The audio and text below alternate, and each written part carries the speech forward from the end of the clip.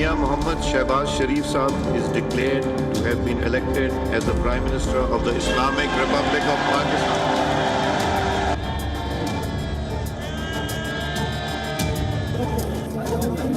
चीन पाकिस्तान का एक वफादार, काबिल एतमाद और अमन और दुख और सुख का साथी है चीन।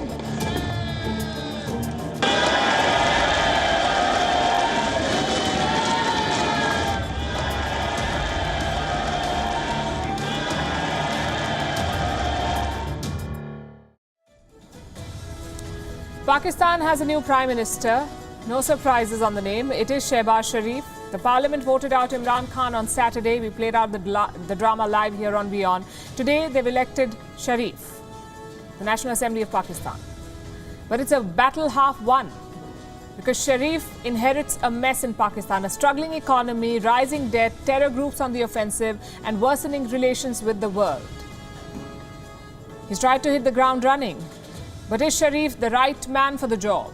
Can he work with the generals of Pakistan, the same generals who sent his brother Nawaz Sharif packing? And what happens next to Imran Khan? Is it game over for him, or will he return for another innings?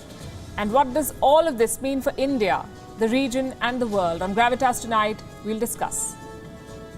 Mia Mohammad Shehbaz Sharif Saab is declared to have been elected as the Prime Minister of the Islamic Republic of Pakistan.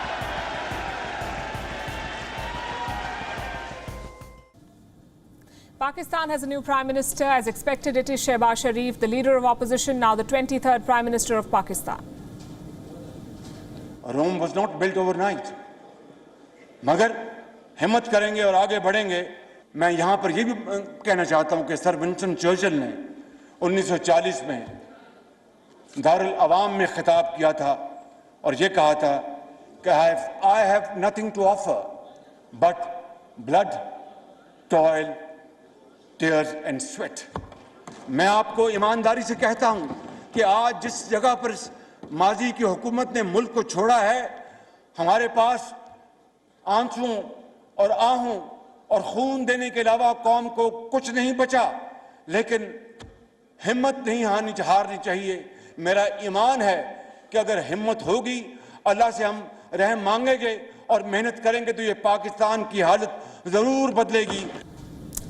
That was Sharif's message, first message to his people. He also swore allegiance to China and gave a piece of advice to India's Prime Minister Narendra Modi. All of it in his very first address as Prime Minister of Pakistan. We'll play out those in a bit. But first, let's recap the day for you. Pakistan's National Assembly met today. On the agenda was the election of a new Prime Minister. The gallery was packed. Our correspondent Anas Malik was in the hall. It was a ruckus, he said. There was a lot of sloganeering. Slogans against Imran Khan, slogans against Sharif and his party, the PMLN too. Midway through the session, Imran Khan's party, the Pakistan Tehreek-e-Insaf, decided to resign en masse. The boycott was led by Shah Mahmood Qureshi, Pakistan's now former foreign minister and the second in command of Imran Khan's party. The PTI wanted him to be prime minister. Before leaving, Qureshi told the House, today some people have lost despite winning and some have won despite losing. इस process का हिस्सा बनना, आज इस process में शामिल होना एक नाजायज हुकूमत को लेजिटिमेट करने के मुतरादिफ होगा और हम इस गुनाह में शरीक नहीं होना चाहते। मैं तहरीक इंसाफ का वजारत उज़्मा का कैंडिडेट था। मैं आज उस सिलेक्शन की बायकॉट का ऐलान कर रहा हूं। मैं पाकिस्तान के ख्वाह हैं, आज हम मुस्तफी होने का ऐलान कर रहे हैं। The proceedings did not stop, though. The acting speaker, Ayaz Sadiq, announced the nomination for the House, the leader of the House, and he messed it up. Sadiq wanted to say Shehbaz Sharif. Instead, he said Nawaz Sharif. The parliamentarians did not seem to mind. In fact, PMLN members began cheering and thumping the desks. Sadiq apologized. He said Nawaz Sharif was in his heart and mind, hence the slip of the tongue. At the end of the day and all the drama, Shehbaz Sharif was overwhelmingly voted the leader of Pakistan's National Assembly, aka the 23rd Prime Minister of Pakistan. Soon he delivered a lengthy address. To the people at home, he promised cheap flour and higher salaries. For those watching from outside Pakistan, he laid out his foreign policy. He spoke highly of Turkey and Iran and wasted no time in swearing allegiance to China. China and Pakistan are time-tested friends, he said, and nobody can quote-unquote separate the two. Sharif also thanked Chinese President Xi Jinping. What for? Well, you must listen to this. जहाँ speaker, किसी को कोई शक नहीं होना चाहिए कि चीन पाकिस्तान का एक वफादार, काबिल-एतमाद और अमन और दुख और सुख का साथी है चीन ने पाकिस्तान का न सिर्फ इक़्तिसादी हवाले से हमेशा साथ दिया, बल्कि इंटरनेशनल फोरम पर हमेशा हमारा साथ दिया और पाकिस्तान को हमेशा अपना एक हमसाया दोस्त जाना। ये दोस्ती जो है ये हुकूमतों के दरमियान तो रहती है, कोई हुकूमत आए या जाए, ये दोस्ती लाजवाल है। क्यों? कि ये दोनों ममालिक के अवाम के दिलों में बसती है। लिहाजा कोई कुछ कर ले, चीन की पाकिस्तान की दोस्ती कोई हमसे छीन नहीं सकता। और पिछली हुकूमत ने इस दोस्ती को कमज़ोर करने के लिए और इस दोस्ती में ज़ौफ़ पैदा करने के लिए जो कुछ किया वो बड़ी एक तकलीफ़देह दास्तान है। सीपैक को इंशाअल्लाह अब पाकिस्तान स्पीड से चलाएंगे, आगे चलाएंगे, बढ़ाएंगे और अजीम करेंगे।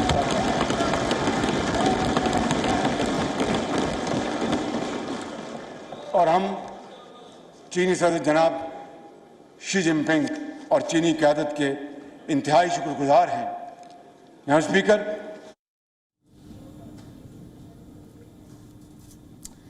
Which address in Pakistan is complete without the mention of India? Shehbaz Sharif is a product of dynasty and he seems to have mastered the craft of whipping nationalism well. In his first address to his country as Prime Minister, Sharif raised the Kashmir issue. He said relations with India cannot be peaceful until Kashmir is quote-unquote settled.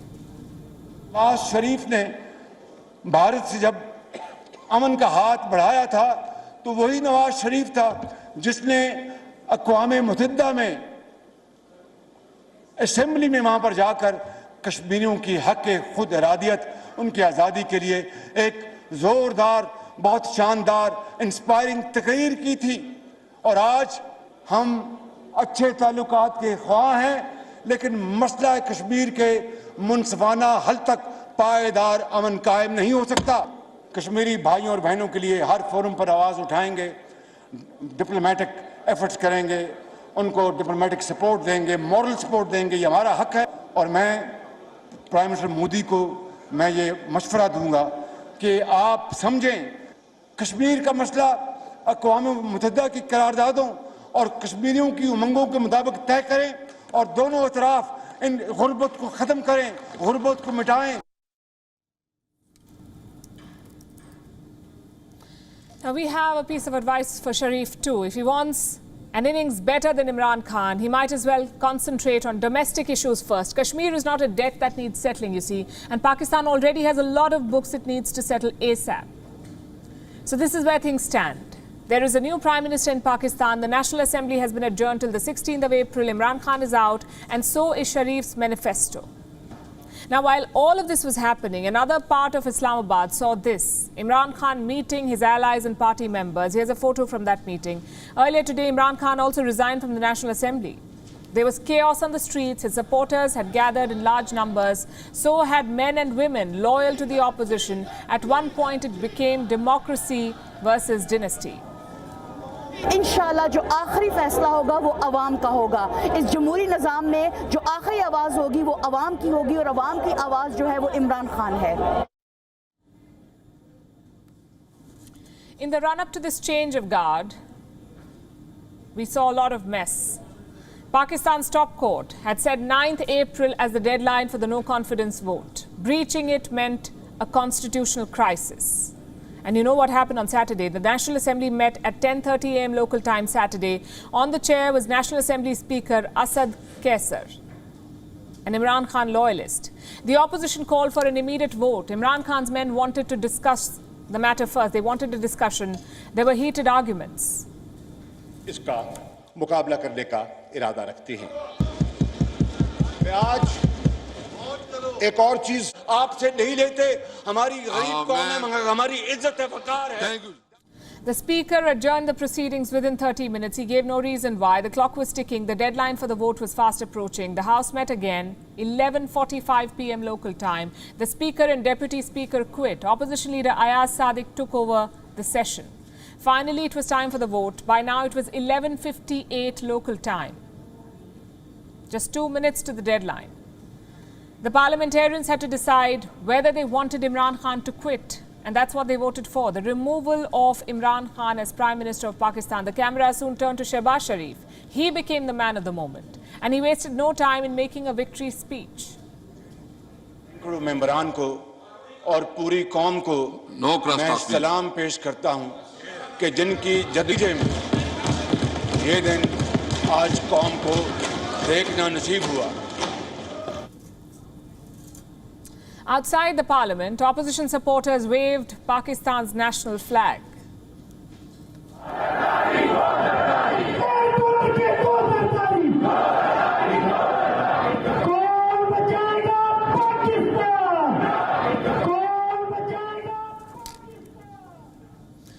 And they were not alone. Imran Khan's supporters were there too, protesting the removal of their leader. So where was Imran Khan?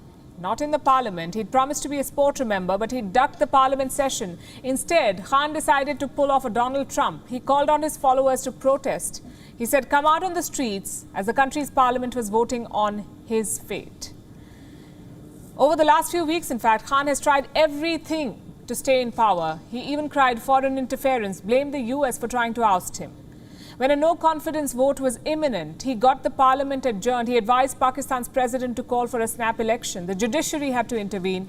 They called Imran Khan's actions illegal. Pakistan's top court ordered the parliament to reconvene and hold the trust vote. By 1 a.m. local time Sunday, Imran Khan had been bowled out. Some Pakistanis waved the national flag. Others booed the decision. Imran Khan supporters also protested outside Nawaz Sharif's London home. Over the weekend, Imran Khan also changed his Twitter bio. It now reads, former Prime Minister of Pakistan.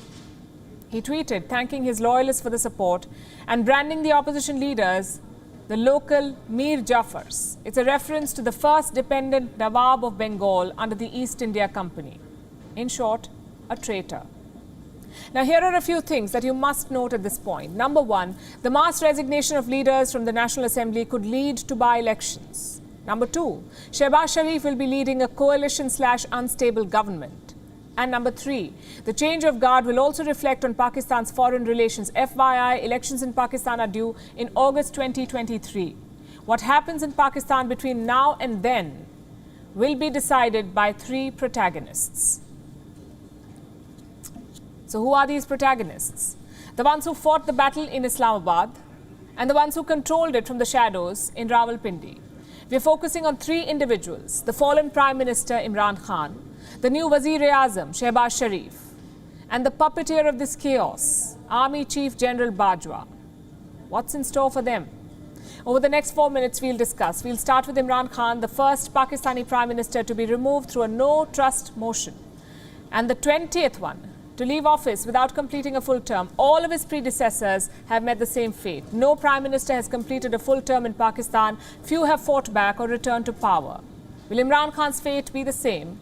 Is he out for good or will he play another innings? The answer depends on who you ask. His critics have already written him off. They've declared the end of his political career. They say it's only a matter of time before he gets relegated to history books.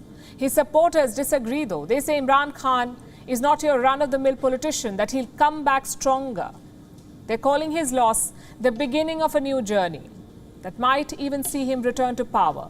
Like I said, Pakistan will head to polls again in about a year from now, May 2023. That's when elections are scheduled to be held. The PTI says it will win that election. They're sure of a two-thirds majority, they say, and they've already started campaigning. But do they stand a chance? Well, for that, they must campaign in Rawalpindi because governments in Pakistan are selected, not elected. No one comes to power without the army's blessings.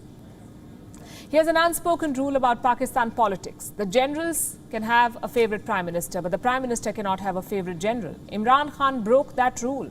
He tried to punch above his weight, interfered with the army's affairs, and reportedly even conspired to remove the army chief.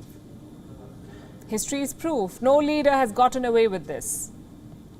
They've been jailed, exiled, killed, or just removed from office. Imran Khan has been ousted from power, but his troubles may not end there. The opposition has already accused him of treason. They're trying to restrict his activities. They're stopping him from flying abroad and getting him probed for corruption. A number of petitions have been filed. Pakistan's top court has rejected a few. Others are still pending. So to put it simply, Imran Khan faces an uphill task now. Best case scenario, he remains out of power. Worst case scenario, he faces the wrath of the establishment. Which brings us to protagonist number 2, Shehbaz Sharif, the new Wazir-e-Azam or Prime Minister, facing a different set of challenges. A stagnant economy, crippling debt, soaring inflation, a feeble currency, escalating violence, growing terrorism and strained relations with the US. Pakistan's economy, to start with, is in a shambles. Inflation over 12%, foreign debt $130 billion, currency 190 Pakistani rupees for a dollar. Shehbaz Sharif will have to introduce some radical reforms to turn things around, and he only has 1 year to prove himself. If he gets 1 year, that is. Next challenge, insurgency. The Pakistani Taliban is on the offensive. Since March this year, they've carried out a string of attacks, targeted government projects in the northwest. Imran Khan tried to strike peace. He signed a truce with the Tehreek-e-Taliban. It did not last. So what will Shehbaz Sharif do? In the past, he's been wishy-washy, not acting firmly against extremists, but not striking peace deals with them either. And every time there's a change of guard in Pakistan, terror groups increase their activities, their attacks to buy more concessions. So Sharif will have to act fast to rein them in, if he wants to rein them in. Third challenge, foreign relations. The West is upset with Pakistan, and a lot of it is Imran Khan's doing. First, he attended the Beijing Winter Olympics when the West boycotted it. Then he visited Moscow on the day Russia invaded Ukraine. And then he resisted all calls to condemn Russia's actions. Pakistan's ties with America, in fact, are fraying, and Shehbaz Sharif will have to work hard to undo that damage. He will have to appease the US to keep the money flowing. The third protagonist in our story, in the Pakistan story, faces fewer challenges. The Pakistan Army Chief. The Army remains firmly in control of the hybrid regime. The Army controls security and foreign policy and a lot of businesses. When the Prime Minister does not suit them, they engineer a soft coup, they install a new leader in office. But by bringing a PMLN leader to power, the army may have set itself up for another battle. You see, Shehbaz Sharif is the brother of Nawaz Sharif, another Prime Minister who tried to reign in the army. He's currently in London escaping a corruption investigation. But he still controls his party's policies. For now, there is no indication that the Sharif brothers will take on the army. They've joined hands with them to remove Imran Khan. But how long will this deal hold? Watch this space for the next season of Pakistan's Game of Thrones. And among the most committed followers of this drama in Pakistan are the people and policy makers of India, I dare say. Because the impact on them could be direct. It's hard to say what's more dangerous for India, a stable Pakistan or an unstable Pakistan. It's been a perpetual nuisance, and it's now the very picture of chaos. What's worse, it's not alone. India's neighborhood is in crisis mode. We've already told you about what's happening in Pakistan. The chaos is creating room for more terrorists. It is giving oxygen to the likes of ISIS, the Islamic State. They're reviving themselves in Pakistan. To India's east is China, accelerating its nuclear buildup. This could further destabilize the security of South Asia. Down south, Sri Lanka is struggling to stay afloat. They're broke. Colombo could run out of medicine soon. Sri Lankan refugees are landing in India. And another neighbor struggling economically is Nepal, so much so that they've banned imports of luxury goods. Nepal wants to cut back on its import bills. This is India's neighborhood. Put these stories together on the map and you see the challenge that India faces. Any instability could spill over. India is sitting in a difficult neighborhood. Not something Delhi chose, but something it must learn to live with. Again, we'll start with Pakistan. You already know about the drama in the run-up to Imran Khan's ouster. It confirms how weak the civilian leadership is. And amid this chaos, a terrorist group is reviving itself. I'm talking about the Islamic State. It has found a new base in Pakistan, and no surprises there. Pakistan has the perfect ecosystem to revive ISIS. And the Islamic State is making the most of it. It is stepping up attacks. The most recent one happened last month. A mosque was bombed in Peshawar. It was a suicide attack. 60 worshippers died that day, 60. Reports say the bomber came from Kabul. The ISIS have struck more targets. I'll share some numbers with you. Pakistan has seen 52 terror attacks by March this year. Last year it saw 35 attacks in the same period. So the number of attacks has increased dramatically. And these attacks have been carried out by various groups, but the Islamic State was behind the worst of the lot. More specifically, the Islamic State Khorasan, or ISIS-K, the same terror group that bombed the Kabul airport last year. It has shifted its focus on Pakistan, say some reports. The ISIS-K is piggybacking off existing Pakistani terror groups. A majority of its members are said to have been from the Lashkar-e-Jangvi. They simply moved over. And now they're stepping up attacks inside Pakistan, and this presents a direct security challenge, not just for Islamabad, but also New Delhi. Challenge number 2, China. It is deploying more nuclear weapons. China is rapidly building more nuclear silos. The construction is happening in Yumen. This is in western China. Reports say China is building about 120 silos here. Why the sudden buildup? There has been a shift in China's security strategy, it seems. Beijing fears it could clash with American forces over Taiwan. It wants more deterrence, something that would force the US to stay away from Taiwan. And the answer, Beijing believes, is nuclear weapons. Now, with these new silos, China could double the size of its nuclear arsenal. The same nukes can easily be pointed towards India too. And that's why India needs to worry. A bigger nuclear arsenal could give incentives to Beijing to attempt more misadventures at the border. China has created another problem for India, and that's down south. Sri Lanka's debt crisis. It's worsening by the day. And there's a dangerous shortage of medicines in Sri Lanka right now. Reports say Colombo is almost out of life-saving medicines. Doctors are now being forced to make difficult choices. They have to decide who gets treatment and who's left out.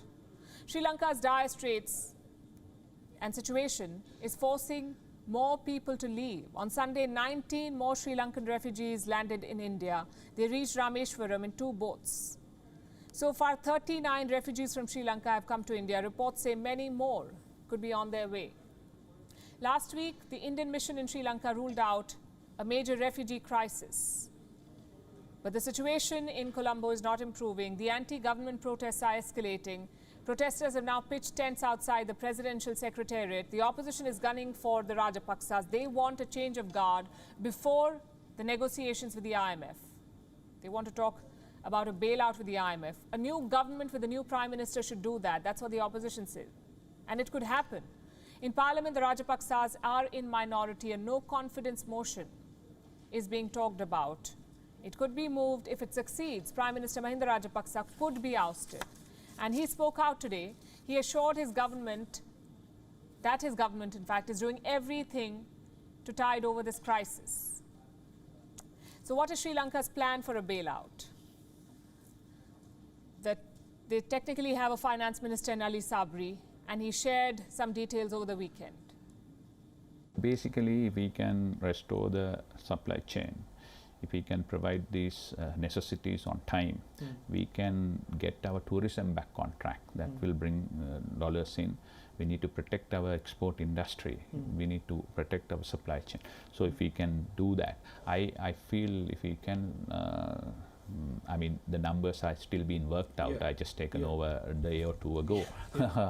But the rough figure is probably we need about 3 billion infusion during the next 3 to 6 month time from now to 3 to 6 months for us to meaningfully come out of it. So Sri Lanka expects $3 billion from the IMF. How much is Colombo's total foreign debt? $51 billion, according to one estimate. Will $3 billion be enough? Colombo believes it will be enough for them to tide over the crisis, at least for the next 3 years. And this is at best a stopgap arrangement. Sri Lanka will have to do more, and it is going to need more help.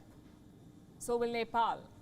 Nepal too is facing an economic crisis. It has been forced to ban imports of luxury items. That's because it doesn't have the money to support them. Nepal's foreign exchange reserves are rapidly declining. In February, they had dropped below $10 billion. That's enough, good enough in fact, to fund imports for around 6.5 months. Prices of essential commodities like fuel and food are shooting up, so the reserves may deplete at a faster rate. South Asia, in fact, is going through a tough time. Governments are falling apart, leaders are losing power, there's economic distress, millions are struggling to make ends meet, and this has triggered a lot of backlash too. There are new and emerging security threats, and this instability cannot be dismissed as temporary. It is throwing up serious challenges for India, challenges that need a proactive response and not reactive initiatives. Our next story is from France. The presidential race has entered its next phase. Emmanuel Macron and Marine Le Pen have emerged as the top two candidates. They won the most number of votes in the first round of election that was held on Sunday. They will now face each other in round two. That's on the 24th of April. Who will win this one? Will there be any kingmakers in this contest? And what do the experts say about who has a better chance of winning? Here's all you need to know.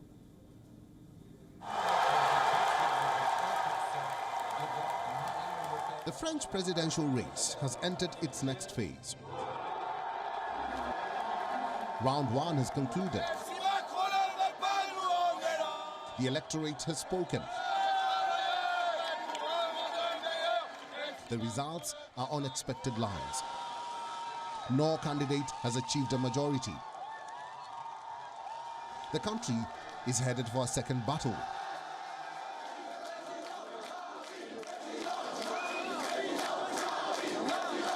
Battle between the centrist president Emmanuel Macron and the face of France's far right, the firebrand Marine Le Pen.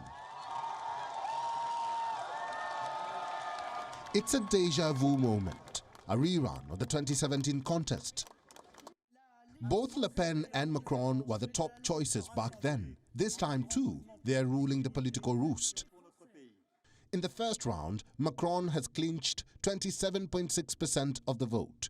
Le Pen has taken 23.4% of the vote.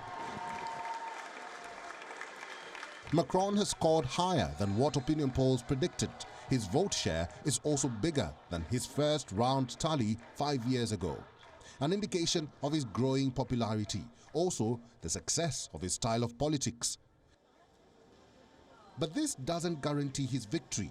Another round is left to go, and the outcome is uncertain. So Macron is advising caution, telling his voters to hold their horses. Over the next 2 weeks, let us spare no effort because nothing is done. Let's be humble, determined, and let's convince everybody that on April 24th, we can make the choice of a new French and European era. On April 24th, we can make the choice of hope. And on April 24th, we can make the choice for France and Europe together. This advice is rooted in reality. Macron's rival Marine Le Pen has also scored higher than opinion polls, and her first round tally in the 2017 elections, an indication of how her promises have also clicked with voters. In her triumphant speech on Sunday night, she sought to capitalize the anti-government sentiment and called upon those who did not vote for Macron to join her in the next round. In this first round, the French people have clearly wanted to arbitrate a fundamental choice between two opposing visions of the future. Either the division, injustice and disorder imposed by Emmanuel Macron for the benefit of a few, or the gathering of the French around social justice and protection, guaranteed by a fraternal framework around the age-old idea of nation and people. All those who today did not vote for Emmanuel Macron have, of course, the vocation to join this gathering. So when is a rematch? April 24th. How tough will it be? Quite tough. The choices have narrowed down to two, plus a number of kingmakers have emerged, like Éric Zemmour from the far right and Jean-Luc Mélenchon from the far left. Both did not make it to the final round. They've now thrown their weight behind the top two candidates. They're running their supporters to vote in their favor. Zemmour is campaigning for Le Pen. Je ne me tromperai pas d'adversaire. C'est la raison pour laquelle Mélenchon is rooting for Macron. He's asked his left-wing supporters to not give a single vote to Le Pen. Il ne faut pas donner une seule voix à Madame Le Pen. So what's the end result going to be? Will Macron retain the presidency, or will Le Pen become France's first female president? Analysts say the French elections have never been this close. They say another cliffhanger remains a possibility. Bureau Report. We on. Wild is one.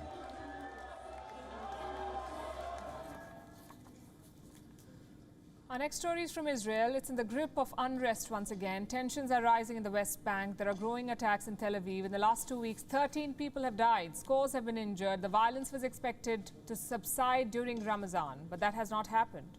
Over the weekend, 5 more people lost their lives. What explains the spate of violence? Here's a report.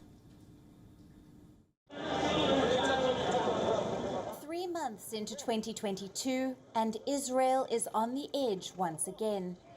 We're seeing a rerun of 2021. Tensions are rising in the West Bank. There are recurring attacks in Tel Aviv, and Jerusalem is in the grip of unrest. 13 people have died, scores have been injured. The situation is precarious. How did things get here? It all began on the 22nd of March. A Palestinian man killed 4 Israeli citizens. Then, on the 27th of March, 2 Israeli border police officials were killed.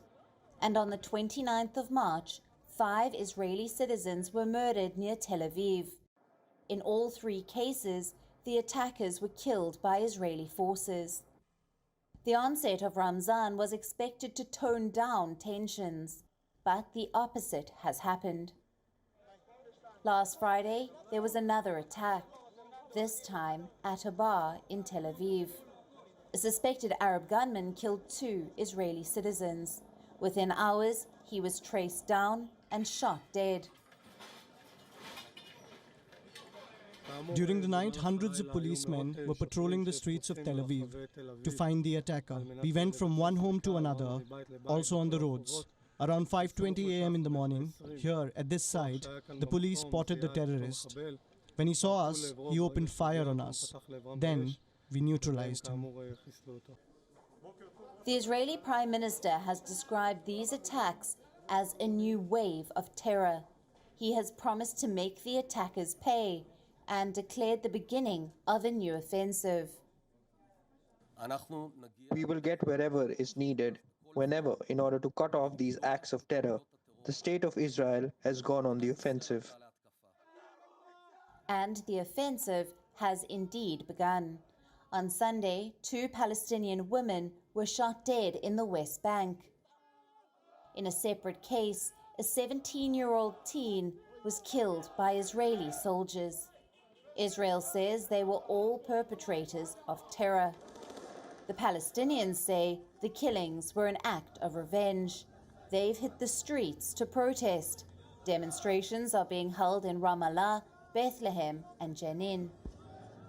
يعني الأمور متجهة أصلا نحو التصعيد، الأمور متجهة نحو المواجهة.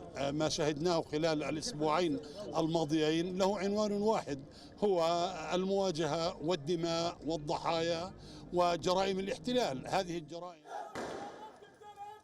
As tensions escalate, so is the propaganda. Reports say the Palestinian social media has been flooded with messages calling upon people to pick up arms against Israel. Militant group Hamas has also sprung into action. It's issuing warnings to Israel, threatening rocket attacks. The timing couldn't be worse. 3 major religious festivals are overlapping this month: Ramadan, Easter, and Passover. Muslims, Christians, and Jews. They're all expected to hold processions in the days ahead. Israel is a powder keg. Let's shift our attention to Washington, D.C. India and the United States are holding a major bilateral engagement, the 2+2 dialogue, a format where defense and foreign ministers from both sides meet. And that's happening later tonight. The defense and foreign ministers of India and the US are meeting and talking. Just a few minutes ago, though, a virtual meeting took place. Prime Minister Narendra Modi of India spoke with US President Joe Biden. As expected, the invasion of Ukraine dominated this conversation. Biden applauded India's assistance to Ukraine during the war. Before the talks, the White House had dropped a hint. The Biden administration wants to push India to take a stronger position against Russia. Well, Prime Minister Modi did not shy away from the topic. He set the record straight on India's position on Ukraine. This is what he said. मैंने Ukraine और रूस दोनों के राष्ट्रपतियों से कई बार phone पर बातचीत की। मैंने न सिर्फ शांति की अपील की, बल्कि मैंने राष्ट्रपति पुतिन को यूक्रेन के राष्ट्रपति के साथ सीधी बातचीत का सुझाव भी रखा। हमारी संसद में भी यूक्रेन के विषय पर बहुत विस्तार से चर्चा हुई। हाल में बूचा शहर में निर्दोष नागरिकों की हत्याओं की खबर बहुत ही चिंताजनक थी। हमने इसकी तुरंत निंदा की और एक निष्पक्ष जांच की मांग भी की है। हम आशा करते हैं कि रूस और यूक्रेन के बीच चल रही बातचीत से शांति का मार्ग निकलेगा। So that's India's position. An immediate ceasefire, direct talks between the presidents of Ukraine and Russia, and an independent probe into the killings in Bucha. There is more to India's position on Ukraine, though. New Delhi wants to use this dialogue with Washington, D.C. to bring up specific concerns. Our next report tells you more about India's agenda. To meet with our fellow Quad leaders and...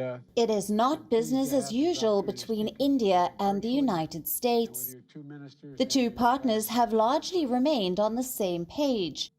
But the invasion of Ukraine has led to some differences. Those differences were visible today. Indian Prime Minister Narendra Modi met with US President Joe Biden virtually.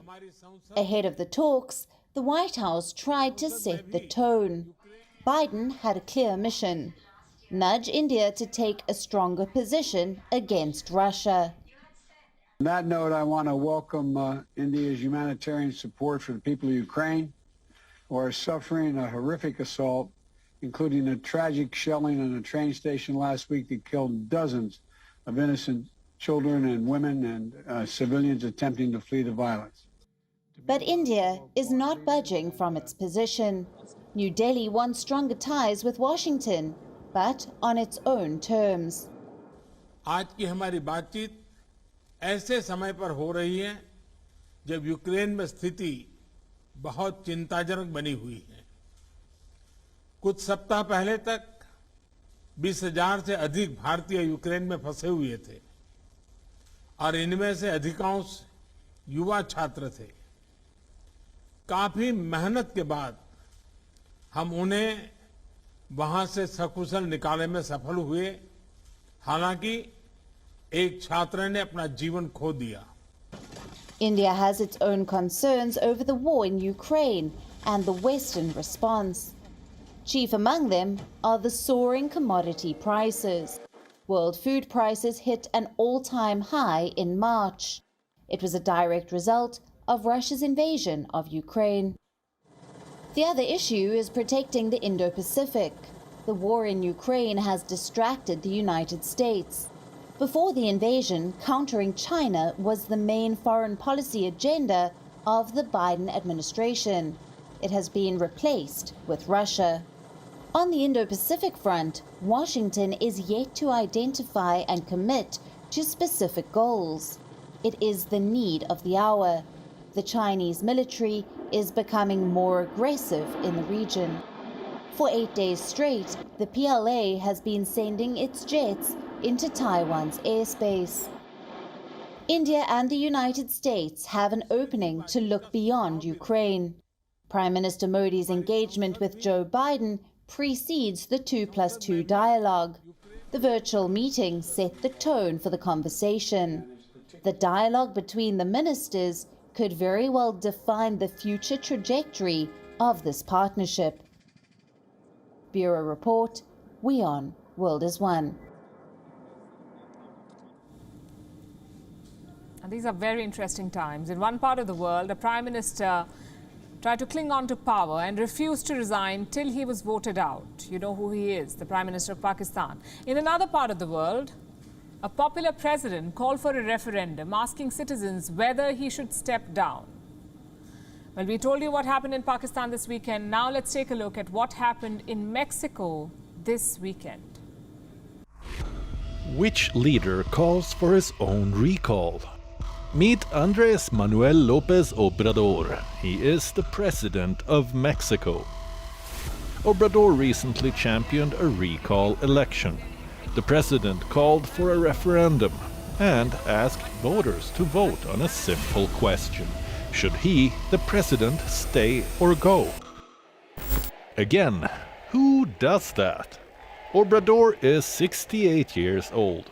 He came to power in 2018 with over 30 million votes. It was the biggest mandate in Mexican history. Obrador is a leftist. His manifesto was impressive.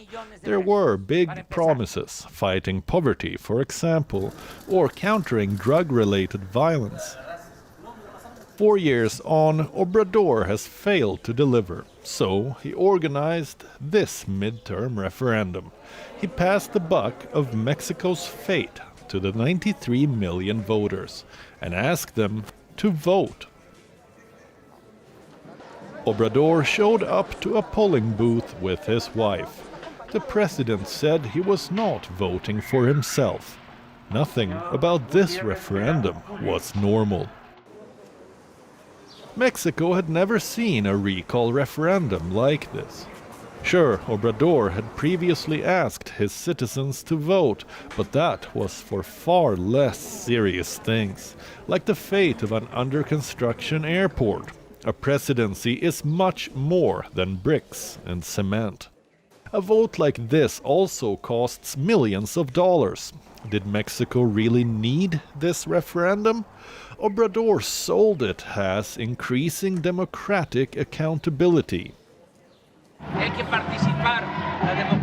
We need to participate. Democracy needs to turn into a habit in Mexico because this will help prevent anyone at any level feel like they have all the power. So no one forgets that the people rule. Obrador's voters are impressed. Critics did not buy Obrador's logic. They said the referendum was a costly distraction from the country's real problems. Some said Obrador may be trying to extend his term. You see, in Mexico, a president cannot serve more than one term. It's a 6-year presidency. Obrador has served 4 years. He has 2 more to go. Does he plan to run again? Let's hear it from the horse's mouth. I will continue to serve until the last day of my term. I will not go further than that because I am a Democrat and I am not in favor of re-election. So, what happened to the referendum? What did Mexicans vote for? 9 in 10 who voted in the referendum voted in support of Obrador. In other words, the president won. He appeared on TV wearing a fresh glow of validation. More than 15 million Mexicans are happy and want me to stay until September 2024. What can I say? Well, the president can perhaps answer our question. What again was the point of this vote? A much-needed validation, or something more? And now let's take a look at what else is making news across the world. This is Gravitas Global Headlines. Sri Lanka's doctors warn that they are nearly out of life-saving medicines, warning that the island nation's economic crisis could cause a worse death toll than the COVID-19 pandemic. The World Bank has issued dire forecasts for Ukraine amid the Russian invasion, warning that the country's economy could contract by over 45% this year, while Russia's economy could contract by over 11%. Ukraine claims it had found more than 1,200 bodies in the Kiev region, as residents in the country's east brace ahead of an expected massive offensive by Russian forces. UK Chancellor of the Exchequer Rishi Sunak has asked for a formal review into whether he properly declared his financial interests, after criticism over his wife's financial arrangements. More than 1,000 Tunisians rallied on the streets decrying what they said was a power grab by President Kais Saied and his proposed constitutional reforms. A veteran Hong Kong journalist, Alan Orr, has been arrested by National Security Police on sedition charges, in the latest blow to the freedom of press in Hong Kong. Hundreds of protesters marched through the streets of Durban demanding that the government take stern action to deal with high numbers of illegal immigrants. Tesla chief Elon Musk is no longer joining the board of Twitter, days after he picked up a 9.2% stake in the social media platform. World number one Scottie Scheffler continued his outstanding form to claim his first major title at the Masters. This was the 25-year-old's fourth win in his last 6 starts. He finished 3 shots clear of Northern Ireland's Rory McIlroy, who shot a final round of 8 under par. 15-time major winner Tiger Woods had his worst ever finish at the Masters as he finished 13 over par. Olympic champion Belinda Bencic beat Ons Jabeur to claim the first clay court title of her career at the WTA Charleston Open. The Swiss 10th seed won 6-1, 5-7, 6-4 in 2 hours and 35 minutes for a 6th career title that sees her climb 8 places into the number 13 spot in the world rankings. With that, it's a wrap. We're leaving you with Gravitas Images. Thanks for watching.